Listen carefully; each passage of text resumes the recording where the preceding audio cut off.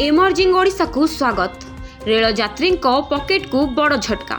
दूर यात्रा महंगा हैला रेल भड़ा। 500 किलोमीटर 10 टंका बढ़िला एसी टिकेट। तेबे वर्ष शेष में रेल यात्री को बड़ झटका। एणिकी आहुरी महंगा हो गला ट्रेन यात्रा।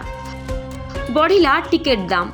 जेनेराल नहीं एसी क्लास जाए टिकेट दर बढ़ाइला रेलवे।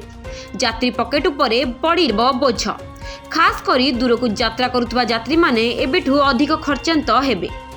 नुआ दर अनुसार साधारण वर्ग में 215 किमी अधिक यात्रा पाई किलोमीटर पिछा 1 पैसा बढ़ी भड़ा।